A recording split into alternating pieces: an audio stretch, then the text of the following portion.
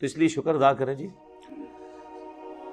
جب ہمارا مان ہے کہ سب حضرت آدم کی اولاد ہیں تو یہ ذات کہاں سے نکلی؟ اس میں سید زادے کہتے ہیں کہ ہماری یار سید زادوں کے جیسے لوگ بہت پریشان ہیں. دیکھیں یقیناً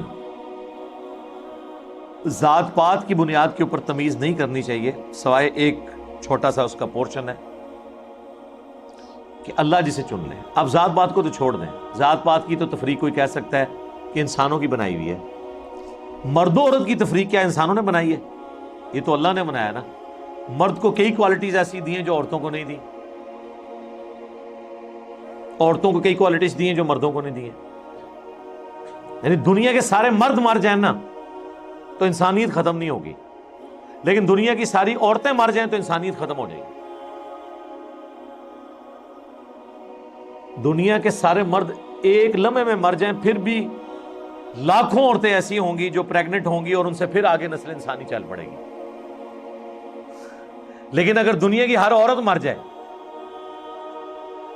تو جتنے انسان ہیں بس وہ جتنا عرصہ وہ زندہ رہیں گے وہ رہیں گے، اس کے بعد تو آگے نسل انسانی چل نہیں سکتی. تو اب مرد بیٹھ کے اس چیز کا رونا شروع کر دیں کہ یہ ذات پات کی تفریق کہاں سے آ گئی. اللہ نے کی ہے. اللہ کہتا ہے کہ میرے نزدیک جو تقوی کا معیار، جو عزت کا معیار ہے وہ تقوی. ان اکرمکم عند اللہ اتقاکم. یہ سورۃ الحجرات کی آیات ہے نا. اللہ تعالیٰ فرماتا ہے کہ ہم نے تمہیں آدم علیہ السلام، تم سب آدم علیہ السلام کی اولاد ہو، آدم سے پیدا کیا، اور اس کے بعد تمہیں گروہوں میں قبیلوں میں بانٹ دیا تاکہ تمہاری پہچان ہو. تم میں سب سے عزت والا اللہ کے نزدیک وہ ہے جو تقوی والا ہے، پرہیزگاری والا ہے. تو یہ جو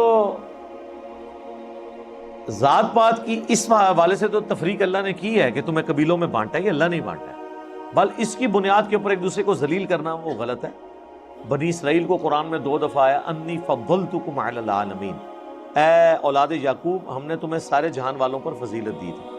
تو اگر حضرت ابراہیم کے ایک بیٹے کی اولاد حضرت اسحاق جن کا لقب اسرائیل بھی تھا، ان کے جو بیٹا تھا یعقوب، حضرت یوسف کے والد، ان کا لقب اسرائیل بھی تھا، اسی سے بنی اسرائیل بنے. اگر بنو اسرائیل کو جہان والوں پہ فضیلت ہے تو بنو اسماعیل کو بھی جہان والوں پہ فضیلت اگر اللہ نے دی ہے قریش کو یا سید کو تو اس میں کوئی پریشانی والی بات نہیں. لیکن یہ نہیں ہے کہ وہ اب ان کو نمازیں معاف ہیں یا وہ برے کام کریں گے تو ان کی پکڑ نہیں ہے، نہیں. پھر ان کو یہ بھی بتانا چاہیے، یہ قرآن میں سورہ الاحزاب میں آئے کہ نبی کی بیویوں تم عام عورتوں کی طرح نہیں ہو، اگر تم نے بے حیائی کی تو تمہیں بھی دوگنا عذاب دیا جائے گا تمہیں عام عورتوں سے، کیونکہ تمہارا مرتبہ زیادہ ہے نا. تو سیدوں کو بتا دیں کہ تسی اگر پٹھے کام کیتے تو انہوں ڈبل عذاب ہونا. ٹھیک ہے فضیلت ہم مانتے ہیں زیادہ ہوگی لیکن عذاب بھی ڈبل ہوگا. ہاں فضیلت ویل کرو. پھر تو اس میں دونوں ایکسٹریم ہیں، ہم نسبت کو بھی مانتے ہیں لیکن اصل چیز یہ ہے تقوی پرہیزگاری. صحیح مسلم میں حدیث ہے جس کے اعمال نے پیچھے چھوڑ دیا اس کا نسب اور اس کا خاندان اسے آگے نہیں لے کے جا سکتا. پہلی چیز وہ ہے. اور اس کو سپورٹیو حدیث ہے بخاری مسلم کی ہے، میری بیٹی فاطمہ میرے مال سے جو لینا ہے لے لے، اگر اللہ کے حضور پکڑی گئی تو میں چھڑا نہیں سکوں گا. اے نبی کی پھوپھی صفیہ میرے مال سے جو لینا ہے لے لے، اگر اللہ نے تجھے پکڑ لیا تو میں چھڑا نہیں سکوں گا.